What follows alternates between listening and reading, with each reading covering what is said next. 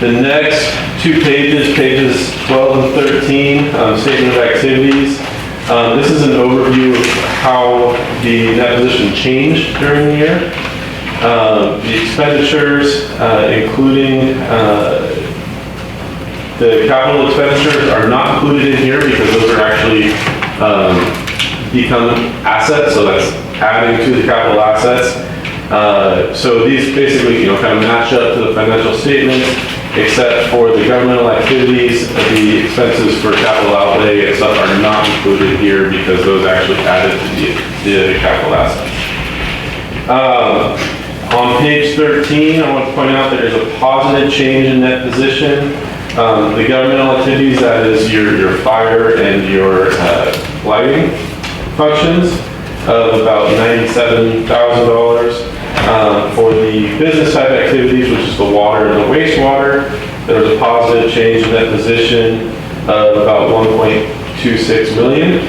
Now I did want to point out there, what I was just referring to with the expenses, outlay spent for the wastewater project, that is all adding directly to the additions, so that's not shown as an expense here, so that's a large portion of why the net position increased in the wastewater aspect in particular. The next few pages, the governmental funds balance sheet, and statement of revenues, expenses, and changes in fund balances. These are just looking at the fire and the street lighting funds. And these are without looking at your long-term capital assets and long-term liabilities. So this is looking at it more of like as a one-year picture, and in order to compare it with your one-year budgeting programs.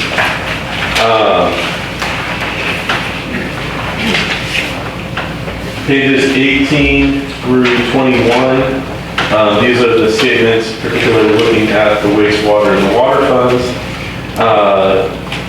Here, again, you'll see there's a positive change in that position on page 19 in the wastewater fund of about $1.1 million. Again, that has a lot to do with the construction in the wastewater fund, but both funds reported an increase in net position for the year.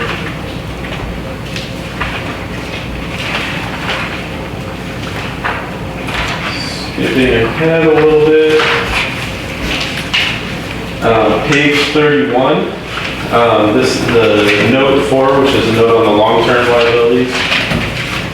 This is how things change during the year with your long-term payroll-related liabilities, which is the compensated absences, accrued vacation, the payments made on leases and the note payable and bonds payable, and then finally changes during the year in the calculations for the retiree health benefits, which is the other post-employment benefits obligation, and the retirement pension, the net pension liability.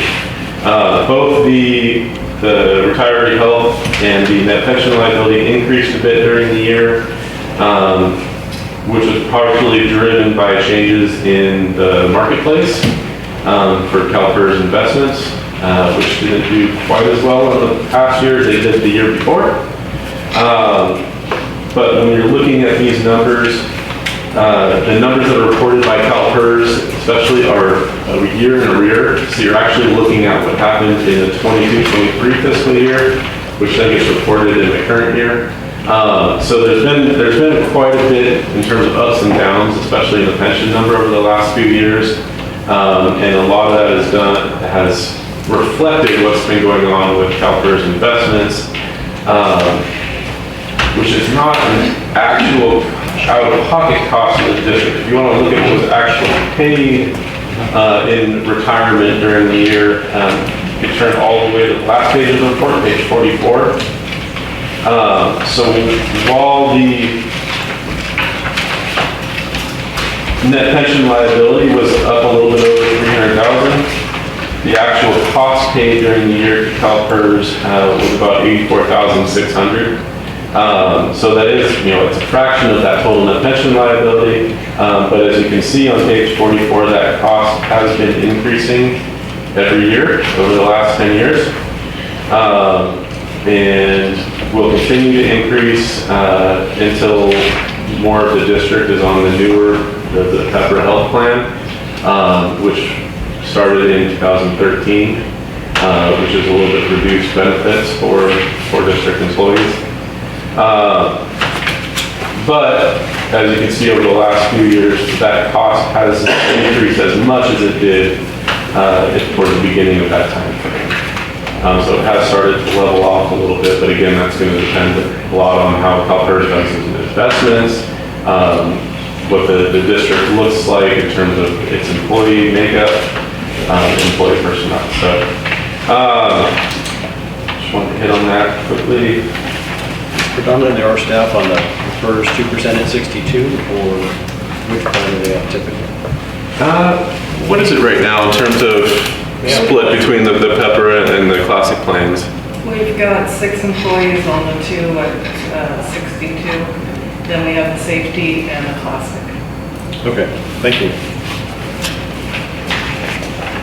And then the last thing I wanted to point out on page 39 and 40, these are comparing the budgets to actuals for the fire and the street lighting fund.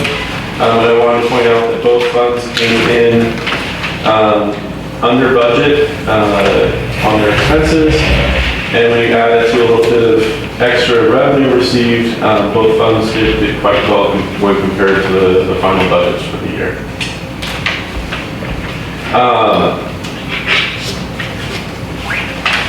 There was 2 additional letters that accompanied the report, letters to the board, and in one of these, which is the independent auditor's report on internal control over financial reporting, I did want to point out that there was one finding that we had when we went through doing our internal control testing.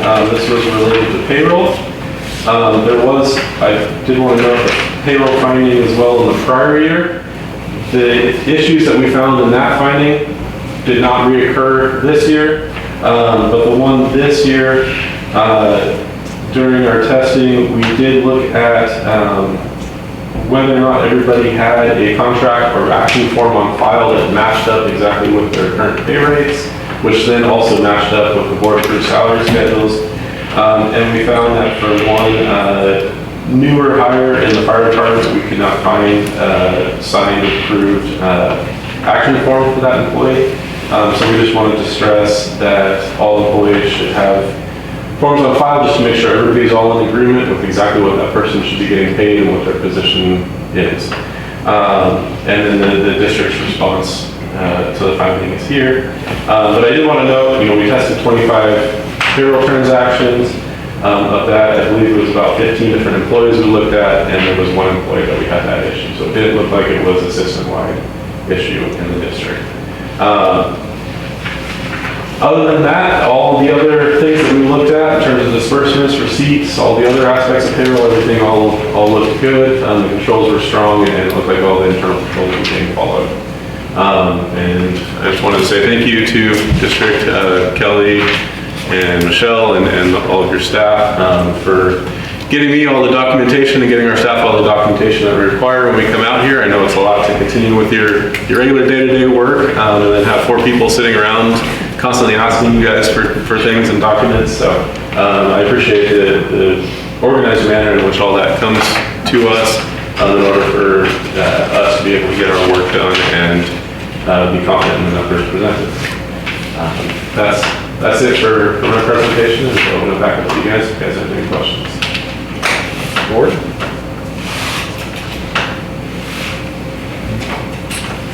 One question. We're in December, and we're reconciling the audit for fiscal year 23-24. Was there some cause for the delay or getting as far as we did before we had the audit? No.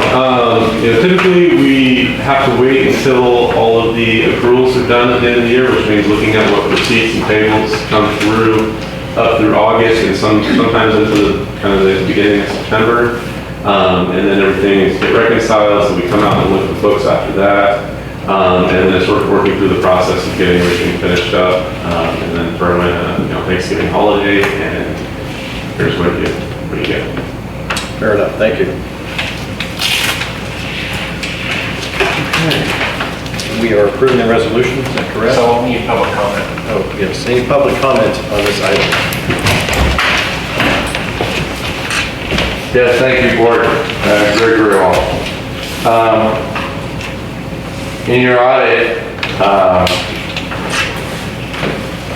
as always, I would like to know what your water district, what your board, what everybody, what have you spent up to date on your lawsuit with the quiet title action? And I know this is a touchy situation because people want to claim they can't say stuff or not. We're going into our last part of this phase. And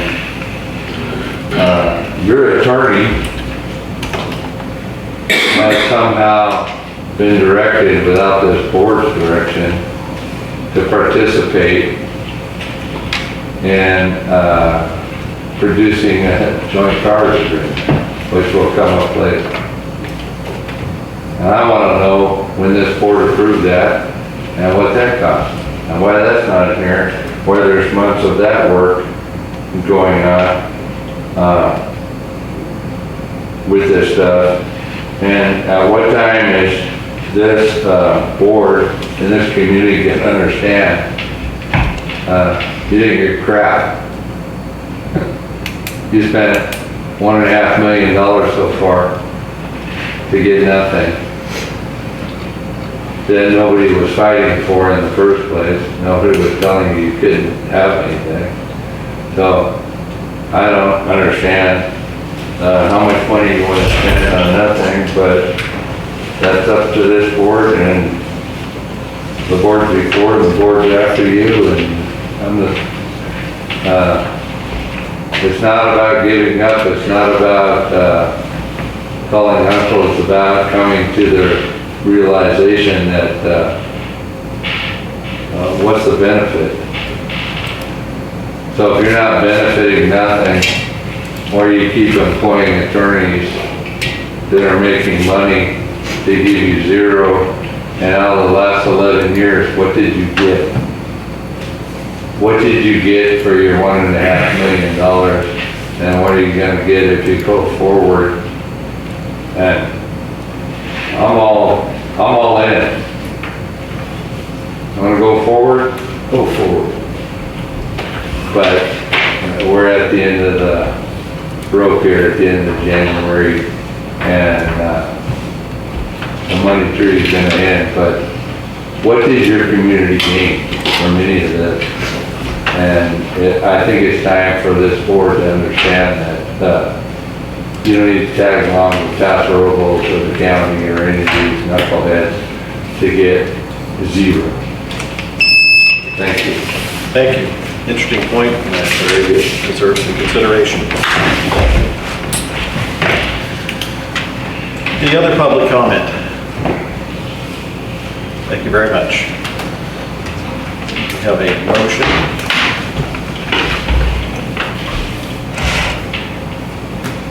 Anyone? A motion to approve a resolution and accept. I'll second the audit.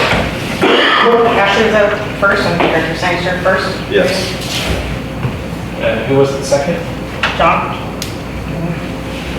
Okay, let's have a vote to approve the fiscal year 2023-24 fiscal audit performed by Mosley Van Hartsman by resolution 2024-61 by Director Sangster, second by Director Green. Have a vote. Director Davis? Yes. Director Beatty? Yes. Director Green? Yes. Director Smiley? Yes. Director Sangster? Yes. Passes 5-0 with no absence. Okay, we'll move on to non-district reports. Any San Luis Obispo County organizations? I don't believe so. Community service organizations?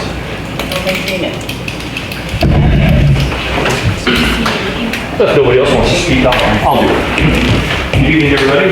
Scott Young, San Miguel Firefighter Association, and if you haven't figured it out, on the 21st, we are having our 34th or 35th annual Christmas parade. It starts at 6 p.m. There's still spots available.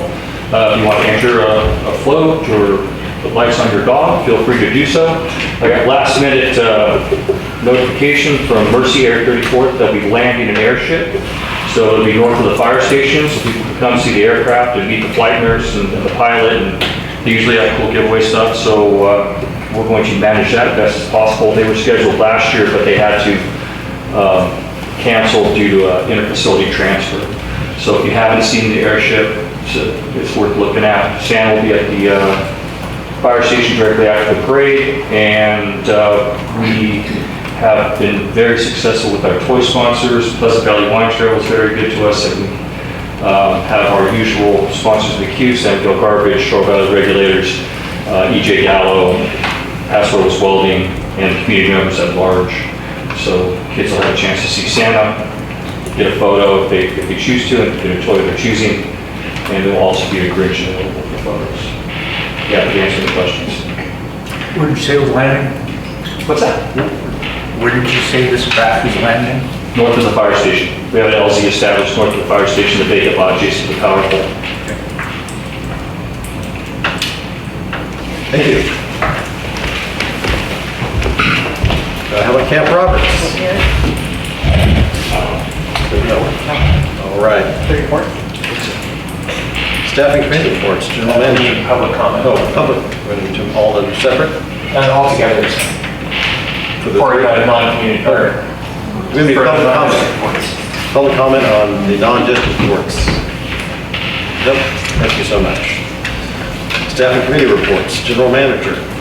I don't have anything under the general manager tonight. Appreciate everybody, all the new board members taking on this responsibility. And if you have any questions or any information, feel free to call me, text me, email me, whatever works for you.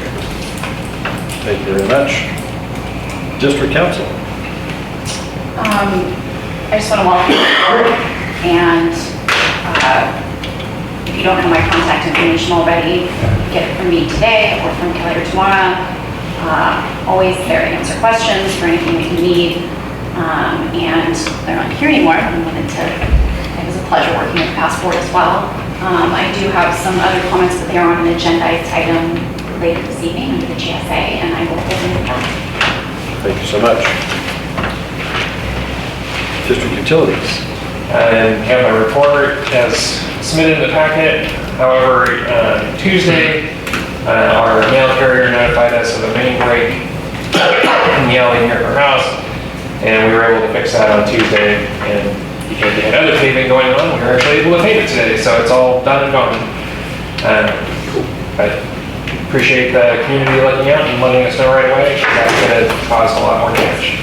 Very well. Thank you. How about fire chief report? Fire chief's report is submitted as written. I'd be happy to answer any questions. Board, any questions on any of the above reports? Any public comments on the district and staff reports? No. We'll move on. Consent calendar. Items listed below are scheduled for consideration as a group and one vote. Any director may request an item be withdrawn from the consent agenda to discuss or to change the recommended course of action. Unless an item is pulled for separate consideration by the board, the following items are recommended for approval without further discussion. Do you have any public comment on the consent agenda, consent calendar? No. I think it's full 2 and 3. Okay. Full 2 and 3.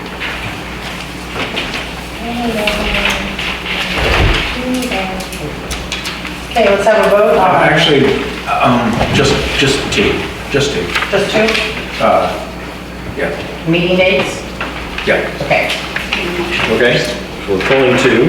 Anyone else like to pull something? I'd like to pull number 3. Pull number 3. So we're gonna pull 2 and 3 anyway? Yeah, I need a motion for that and a second, so.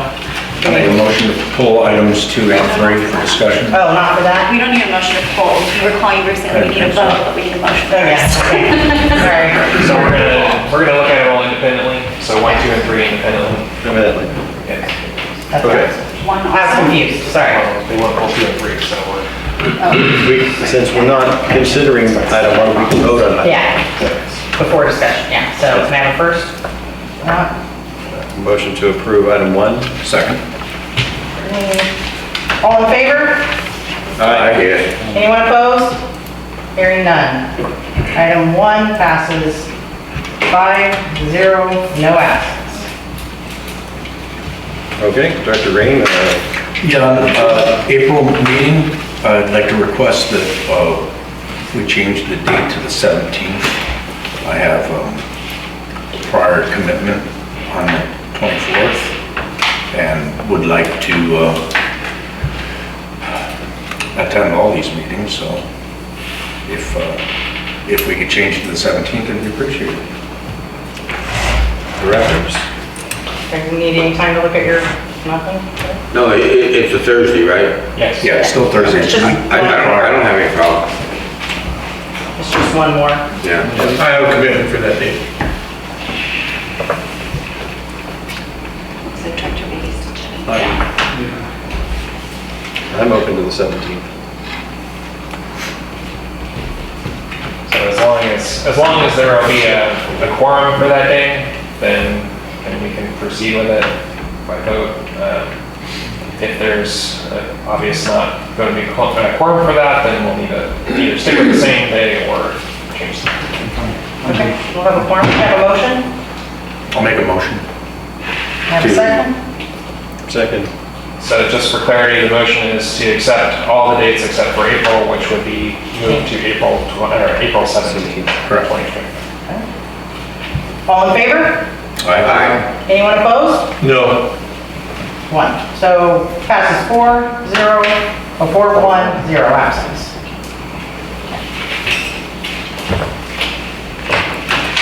Okay. Item 3, Director Davis.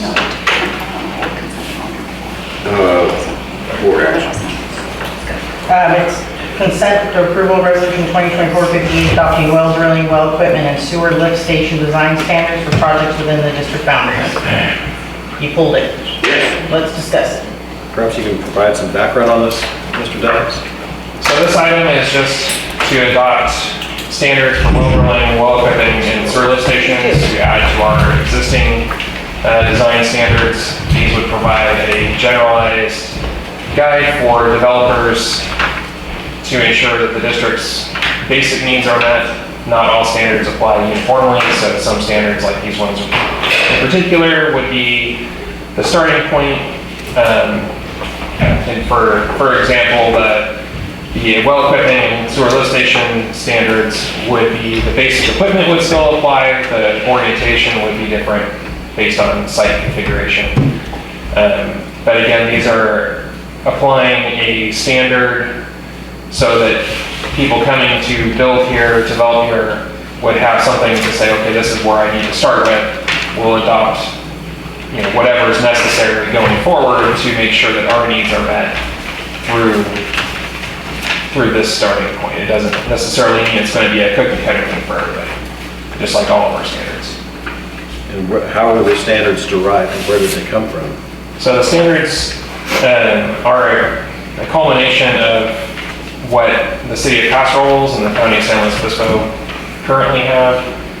These were developed in conjunction between our district engineer and myself to meet what our current operational needs are and the foreseen needs for these types of facilities in the future based on our specific needs. Okay. And the expectation is these would apply to individuals or developers, both? So these three standards would actually only apply to developments. We don't allow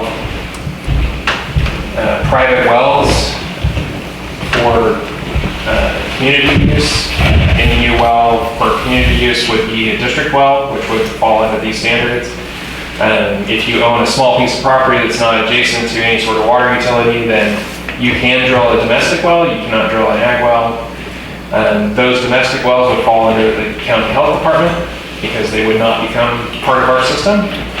The sewer lift stations would be feeding our system, and not all of them would become our property, but they would still be feeding us, and they still have to meet the basic standards to ensure that we're satisfied that they're not going to have a spill from some standard installation. What boundaries apply to this What do you mean? in terms of reach, or what area, boundaries area would be covered by these standards? So these standards would apply to anything within the district boundaries. So if anybody were to develop a project which would include any one of these standards within the district, these would apply to that. Okay. Sorry, Director Davis, Yeah, well, I think what was, as far as the wells and the lift station, are you talking about the airport project? So those wells are already drilled. So the equipment portion would apply to those. Their lift station, this standard would apply to that lift station as well. However, that lift station is not going to be a cookie cutter lift station, so it will vary from this standard, but this is the starting point for that. Who's gonna pay for that lift station? The developer pays for anything within their development. You're gonna pay for the pipe going all the way over to our treatment plant? It doesn't go all the way to the treatment plant, but in that particular case, they're Well, going to get back to our system. What are you gonna do with the sewer over there? It's going to come back to our system. It doesn't Right. come all the way back to the treatment plant. They're not building a new line all the way back. They're building it across the bridge Right, but it would tie in. to Rio Vista. Right, and go to our treatment plant. And they're gonna pay for that, Yes, the developer? yes. Okay. Thank you. You're welcome. Any other board comment?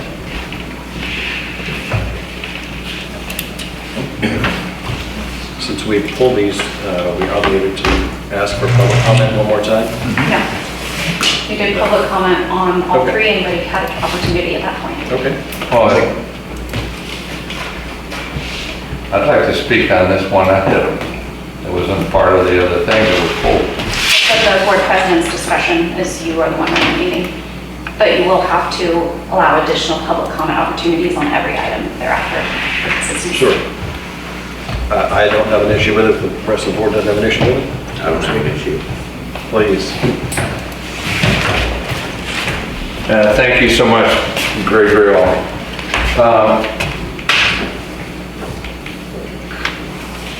I don't understand why you would take sewer waste from a new project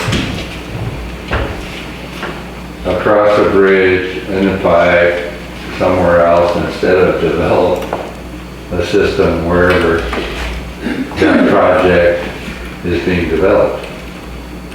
And with Sigma, the Sustainability Groundwater Management Act, I would think that your project should entail that they take their wastewater and create a recharge facility to where their wastewater is being recharged to help your basin. And so instead of spending money, here recently you guys, the last board, voted on not taking $1 million grant that was going to cost you $800,000 to give away water that nobody had a contract for and a facility that couldn't provide it, to where you wouldn't use it to benefit your C.S.D. and your portion of the basin instead of just giving it away or whatever you get for it.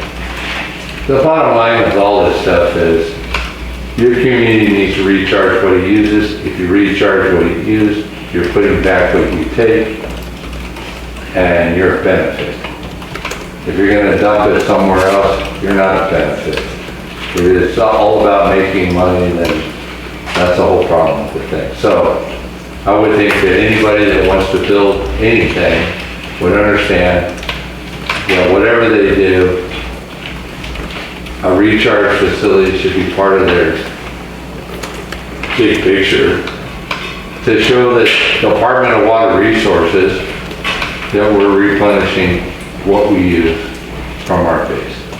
Thank you. Thank you. Thank you. All right, we've considered items 2 and 3 separately. Do you have a motion for either? So we voted on number 2, we need to vote on number 3. I'll make a motion to approve number 3. Sorry. So we have a motion by Director Green, I'll second. second by Director I Smiley. have a motion on the floor by Dr. Green to approve Resolution 2024-58, adopting well drilling, well equipment, and sewer lift stations as design standards for the job project within district boundaries. Seconded by Director Director Smiley. Have a vote. Director Smiley? Yes. Director Beatty? Yes. Director Green? Yes. Director Davis? No. Director Sangster? Yes. Passes 4-1-0 ayes.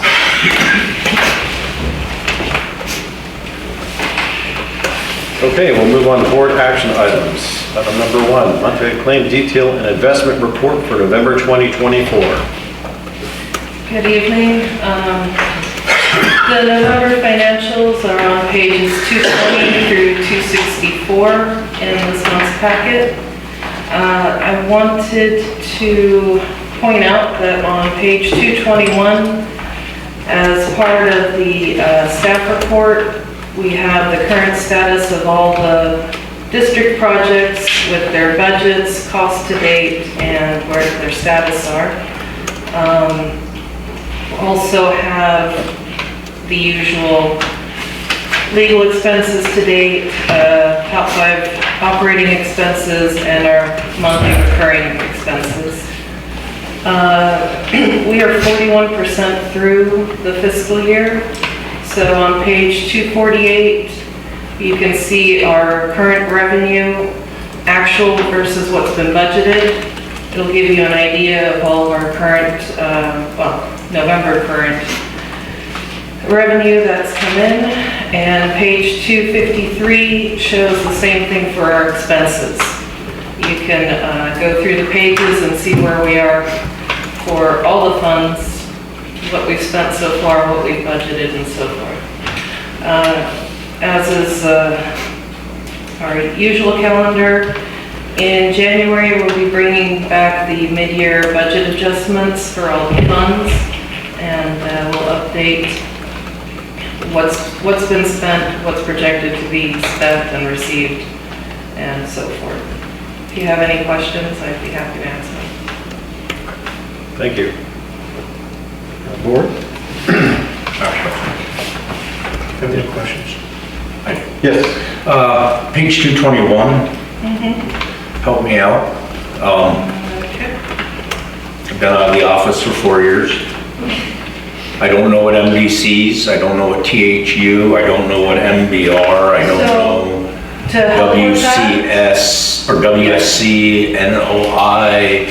Can we, on the next report, can we just get them written out until we become familiar sure. with them? I've also included each resolution that those projects are part of, and each resolution has the complete detail.